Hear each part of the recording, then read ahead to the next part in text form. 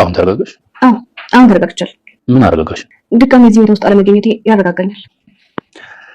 ጥሩ ድሌ አይኮሽ።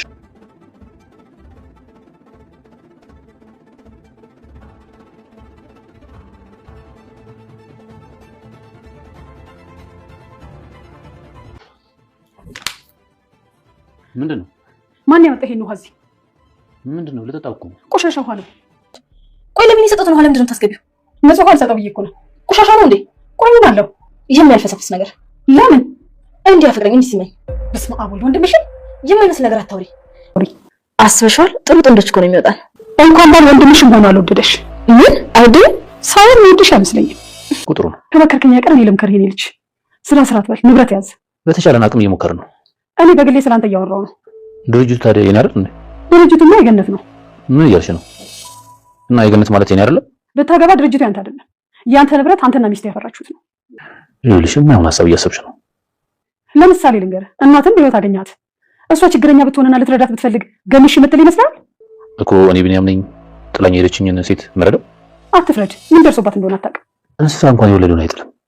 እኔ ሲጀምር ሰው ናት ብዬ እራሱ አልጠጋትም። ምን ነካ? አመጣ የወለደችህ እኮ ነች። በስም ተወልዳለሽ። እናትነት መውለድ ብቻ አለመሆኑን እኔ እናቴ ያሳይታኛለች። የኔ እናቴ ገነት ነች። አሁን ብትመጣ ይቅር ትላታለህ? ምን ነው ታውቂያለሽ እንዴ? ያመሃል እንዴ? እኔ ታውቃታለሁ። ሮማንና ሜላት ሀሳባቸው ከሸፈባቸው።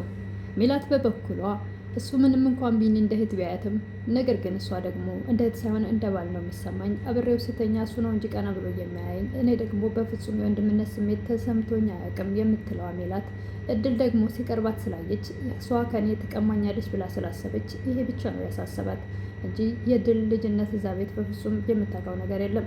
ሮማን ደግሞ በበኩሏ እድል ብሌን የገነት ልጅ ከሆነች ሙታለች ብዬ ሙታ መኪና ተገልብጦ ያልኳት ልጇ ከሆነች የኔ ያሰብኩት ሀሳብ ያቀድኩት እቅድ ሜዳ ላይ ሊቀር ነው።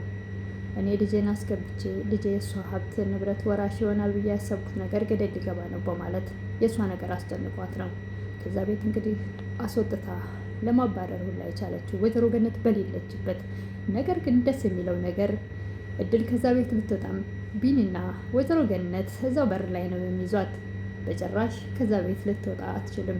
ወይዘሮ ገነትም በጭራሽ ሁሉ ነገሯ እንደ ልጄ ናት፣ እናም ደግሞ ልጄ ባትሆንም አስተምራታለሁ፣ እንደ ልጅ እንከባከባታለሁ ስላለችም ደግሞም ልጄ ነው የምትመስለኝ ሳያት ሁሉ ነገሯ ስለምትል በጭራሽ ከዛ ቤት እድል ልትወጣም አትችልም።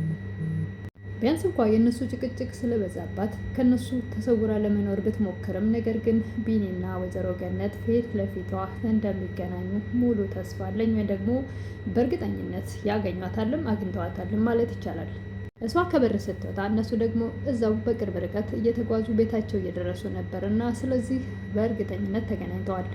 እናም ሜላትና ሮማን አፍረውና ችግራቸው ወይም ደግሞ አላማቸው፣ ሀሳባቸው፣ እቅዳቸው በግልጽ ሮማንና ቢቅርታ ገነትና ቢኒ ያውቁባቸዋል ማለት ነው። ያሰቡትን ሀሳብ ያቀዱትን እቅድ እድልም ታውቃለች ሮማን ምን እንዳስጨነቃት ሚስጥሯ እንዳይወጣበት ስለሆነ ቢኒ ልጇ እንደሆነ በተደጋጋሚ ለምንድን ነው ልጅሽን የምትወጂው ከሆነ ለምን በማደጓ ምተሽ እዚህ ቤት ጣልሽው? ለምን እህትሽን በግልጽ አሳድጊ ብትያት ኖሮ ታሳድግልሽ አልነበር? ምን ያስፈለገሽ? ዙራ ጥምጥም ሄደሽ ከማደጓ መጣውልሽ አንቺ በልጅ ስለተጎዳሽ ብለሽ ለምን ይሄን ልትያቻልሽ? ሁለቱስ ቢያውቁ ምን ሊሉሽ ይችሉ ይሆናል? እንዴትስ ቅስማቸው ይሰበራል? እያለች እድል ሁልጊዜም ስለምትነካካት ይሄን ነገር መስማትም ስለማትፈልግ ነበር ሚስጥሯ እንዳይወጣ። ቢኒና ወይዘሮ ገነት ሮማን ከዛ ቤት መውጣት እንዴት ማስወጣት እንዳለብኝ እያለች ከቢኒ ጋር ስትነጋገር ነበር። ወይዘሮ ገነት ማድረግ ያለብሽን አድርጊ እያላት ነበረ። እኔ ልጅቷ በፍጹም ትክክል ብሌንን ነው የምትመስለኝ፣ በር እንኳን ከፈችልኝ ስላት ብሌን በህፃንነቷ እንደዛ ነበር የምታደርገው እና ሁሉ ነገር እሷን እየመሰለኝ ነው። ነገር ግን ሮማንን እንዴት አድርጌ ላስወጣት ለዚች ልጅ ስል የሚለውን ቃላት እንግዲህ ማድረግ ያለብሽን አድርጊ ብቻ ነበር ያላት ቢኒ። አሁን ወይዘሮ ገነትና ቢኒ ሮማን ከዛ ቤት እንዳስወጣቻት እድልን ስታውቅ ምን አይነት እርምጃን መውሰድ እንደምትችል መገመት አይከብድም። ምክንያቱም በምን ምክንያት ላስወጣት እያለች ነበረ። አሁን ይሄን ምክንያት አግኝታለች። ማንም መብት ሰጠሽ? እኔ ወይም የወደድኳትን ወድጃታለሁ ብዬሻለሁ፣ በተደጋጋሚ እንከባከባታለሁ፣ እንደ ልጅ ሰራተኛ መቀጥራለሁ ብዬሻለሁ። ደግሞ እንደሷ የወደድኩት የለም እስካሁን ካየኋቸው ልጄን የመሰለኝ የለም ብዬሻለሁ። ለምንስ ነው እኔ በሌለውበት የማስወጣ ስልጣን ማንሰጠች? በማለት በእርግጠኝነት ወይዘሮ ገነት ሮማንን ከዛ ቤት ታስወጣታለች። ሜላት ጸባዋን ካሳመረች አብራ መኖር መቀጠል ትችላለች። ምንም እንኳ ብቻዋንም ሆና ተንኮሏን ባተውም፣ ነገር ግን ደግሞ በተለይ አብራ ከሮማን ጋር ስትሆን ነበረ የበለጠ ኃይል የሚኖራት። ሮማን ከወጣች ከዛ ቤት እሷም ኃይል ሊኖራት አይችልም። ቢኒም ከዚህ በፊት በዛኛው ክፍል እንዳየነው በክፍል 5 ላይ እድል በእነሱ ምክንያት ከዚህ ቤት ከወጣች ማድረግ ያለብኝን እኔ ነው የማውቀው ብሎ በጣም ሲቆጣ አይተናል። እናም ሮማን ተንኮለኛ እንደሆነች ጠንቅቆም ያውቃል። ተንኮለኛና ክፉ በእህቷ ላይም የምታስበው ነገር ልክ እንዳልሆነ በተደጋጋሚም ለራሷም ነግሯታል። እናትነቷን እንኳን በግልጽ ልትነግረው ብትሞክር በጭራሽ መቼም እንደማይቀበላት ቢኒ ይህን ክፋቷን፣ ተንኮሏን መቼም ውስጡ አምኖ ለማይቀበልላት ነገር ግን ድካሟን አልተወችም እና ሮማን በዚህ ሁኔታዋ ቢኒ እናት ነኝ ብላ ለመናገር እጅግ በጣም ይከብዳታል። ቢኒም ደግሞ እሱ ሳያስበውና ባልጠበቀው መንገድ ወይም ደግሞ ያላስበውን ነገር ሜላትና ሮማን አሳስቦታል። ምክንያቱም ያላቸውን ቅርርብ እሱ እንደ ወንድም ቢያቀርባትም ልጅቷን ምስኪንና በጣም ግልጽ የሆነች ልጅ ስለሆነች ሲያቀርባት ታታሪም ስለሆነች ሲያዩ እነሱ ወደ ሌላ ነገር ስለወሰዱት እሱ ደግሞ አሁን ያልጠበቀው ወይም ደግሞ ያላስበው ነገር ውስጥ አስገብተውታል። በራሳቸው ግፊት እንግዲህ ወደ እንዲወዳት ወይም ደግሞ እንዲያፈቅራት አድርገውታል። አሁንም ስለዚህ እድል ከዛ ቤት እንዲያጣት በጭራሽ አይፈልግም።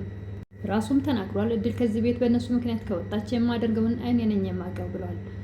እናም ከእድል ጋርም ጥሩ ቅርርብ ስላላቸው በጭራሽ ከዛ ቤት እንድትለቅ አይፈልግም ማለት ነው።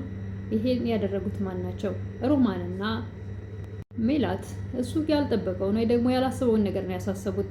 እሱ በእህትነት ወይም ደግሞ ሲያያት ነገረ ስራዋን በጣም ጎበዝ ታታሪ ልጅ ስለሆነች ነበር የቀረባት እንጂ በሌላ ነገር አልነበረም። ነገር ግን ራሳቸው ገፍተው ያላስበውን እንዲያስብ አድርገውታል። ስለዚህ ከዚህ በኋላ እድል ከዛ ቤት እንድትጠፋ በጭራሽ አይፈልግም ቢኒ።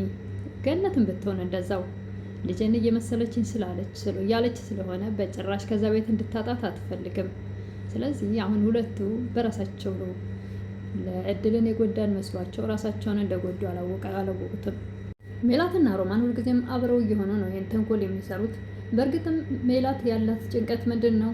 እድል ያላትን ከቢኒ ቅርርብ ነው የሚያስፈራት። ምክንያቱም ሜላት የምታስበው አሁንም ቢሆን በተደጋጋሚም ተናግራለች ለሮማንም ቢሆን መቼም ቢሆን እንደ ወንድሜ አላየውም። የትኛው ስጋ ዘምድናችን ነው? እኔ አብሮኝ ሴተኛም እንደ ባል ነው የሚሰማኝ፣ እሱ ብቻ ነው እንደ እህት የሚያየኝ ብላለች። እና አሁን ከእድል ጋር ያለው ግንኙነት እሷ የሚያሳስባት እድል ለራሷ እንዳታደርገው የሚል ነገር ስለሆነ የሚያስጨንቃት ይሄ ብቻ ነው እንጂ የገነት ልጅ ትሆናለች የሚለው አይደለም።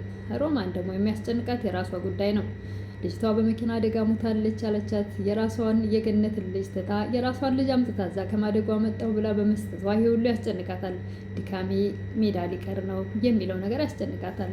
የገነትን ንብረት መውረስ ያለበት የኔ ልጅ ነው የሚለውም ያሳስባታል። ድካሜማ ያ ሁሉ ጊዜ ደክሜ ሜዳ ላይ እንዴት ይቀራል ትላለች። ደስ የሚለው ነገር የካሌብ እናት ወይም ደግሞ የባባ ባለቤት እንግዲህ ትሁት ላይ የምናውቃቸው እድልን ያሳደገቻት እድልን ጥየቃ ወደዛ ቤት መሄድ አለብኝ ብላለች።